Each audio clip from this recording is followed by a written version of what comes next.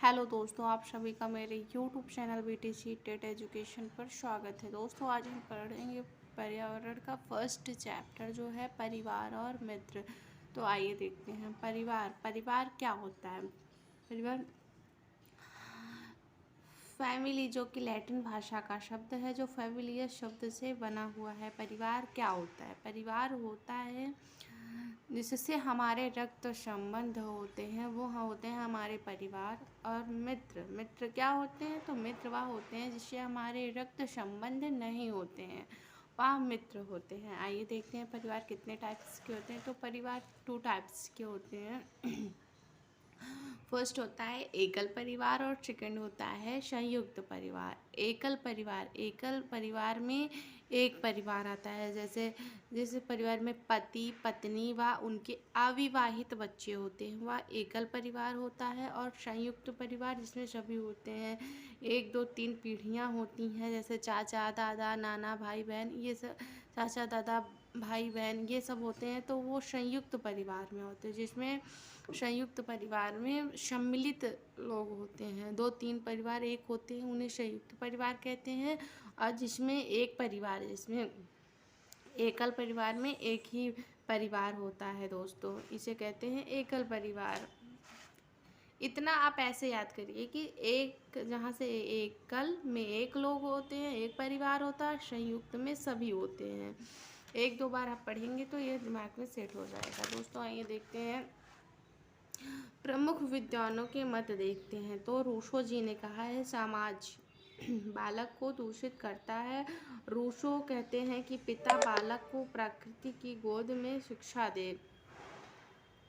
And second पे आते हैं पेस्टोलॉजी कहते हैं अनौपचारिक रूप से शिक्षा को दिया जाए। बालक को प्रथम पाठशाला परिवार होता है। फ्रॉवेल थर्ड पे आते हैं फ्रॉवेल जी ने क्या कहते हैं, माता आदर्श अध्यापिका होती हैं, इसलिए बच्चे को घर पर शिक्षा दी जानी चाहिए। आइए दोस्तों देखते हैं एकल परिवार के गुण। एकल परिवार बच्चों का पालन पोषण अच्छा होता है, शिक्षा के अच्छे अवसर प्राप्त होते हैं, स्वतंत्र निर्णय का अवसर प्राप्त होता है, परिवार कलह की संभावना कम होती है। दोस्तों, जहाँ लोग कम होंगे वहाँ परिवार कलह की संभावना कम रहेगी और शिक्षा के अच्छे अवसर मिलेंगे। क्योंकि देखिए दोस्तों, ज़्यादा बच्चे रहेंगे तो हम उतने अच्छे स्कूल में नहीं पढ़ा सकते हैं, और कम बच्चे रहेंगे, अगर 4 बच्चे हैं तो हम उस हिसाब से पढ़ाएंगे कि चारों बच्चे एक समान शिक्षा मिले। और अगर हम 2 बच्चे हैं, मेरे एक बच्चे हैं, हमारे 2 बच्चे हैं, तो उन्हें हम सोचेंगे कि और अच्छे स्कूल में पढ़ाएं। तो ये होता है शिक्षा के अवसर। और भाई बच्चे कम हैं तो उनकी देख रेख, उनका पालन पोषण भी अच्छे से हो सकता है। अब आते हैं, देखिए एकल परिवार के नुकसान। संकट की दृष्टि से दिक्कत होती है, बच्चों की देखभाल कम होती है। अब आते हैं दोस्तों संयुक्त परिवार वह होता है जिसमें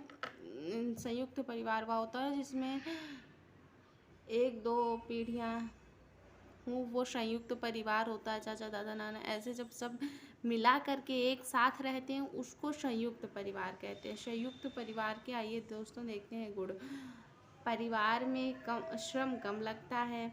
जब परिवार में लोग ज़्यादा रहेंगे तो थोड़े थोड़े कामों को बांट कर थोड़े कामों को डिवाइड करके अपना अपना कर लेंगे तो कम श्रम करना पड़ेगा। विचारों का आदान प्रदान, खुशी इत्यादि।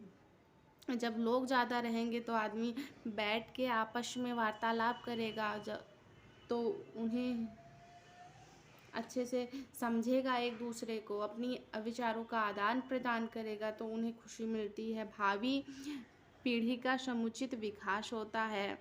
आर्थिक व्यय पर सहूलियत होती है। देखिए जैसे दोस्तों, हम ज़्यादा देखिए, आर्थिक व्यय का मतलब होता है कि जैसे हम फॉर एग्ज़ाम्पल समझिए दोस्तों, जैसे हम गए हैं दुकान पर, तो दुकान पर हम ज़्यादा सामान लेंगे इकट्ठा सामान लेंगे तो उसमें कुछ कमियां, मतलब कुछ कमी कम करके पैसे दे देते हैं, और कम सामान लेंगे तो उसमें बराबर का रेट लगाते हैं। इसलिए आर्थिक व्यय में भी सहूलियत होती है। आइए देखते हैं परिवार के दोष। संयुक्त परिवार के दोस्त, पारिवारिक कला होती है। दोस्तों, जब लोग ज़्यादा रहेंगे तो पारिवारिक कला तो संभवतः होगी ही। अब स्त्रियों की दुर्दशा भी इसमें दिखाया गया है। आइए देखते हैं प्रमुख बिंदु क्या है। बच्चों की प्रथम पाठशाला क्या होती है? तो बच्चों की प्रथम पाठशाला परिवार होती है। कैसे? बच्चे जब छोटे रहते हैं, जब स्कूल जब तक नहीं जाते हैं, तब तक वह अपने घर के लोगों के बिहेवियर को देखकर कैसा माहौल है उसी माहौल में ढलते हैं, और कैसा व्यवहार है घर के अपने बड़ों के व्यवहार को देखकर ही वो वैसा ही व्यवहार अपनाते हैं। बालक का परिवार ही प्रथम स्कूल होता है।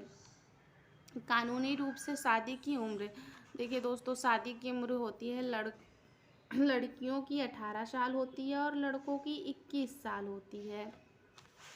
आइए देखते हैं प्रमुख प्रश्न। कुछ प्रश्न हैं जो इम्पोर्टेंट है परिवार से रिलेटेड, तो आइए देखते हैं। परिवार की इकाई कौन होता है? तो परिवार की इकाई परिवार होता है। बच्चों का प्रथम गुरु माना जाता है, बच्चों की प्रथम गुरु माता को माना जाता है। इसलिए माता को माना जाता है कि माता बच्चों के हमेशा आस पास रहती हैं, इसलिए माता को प्रथम गुरु माना जाता है। आदर्श परिवार किसे कहते हैं? आदर्श परिवार वह होता है, छोटे परिवार को आदर्श परिवार कहते हैं। संयुक्त परिवार में मुखिया कौन होता है?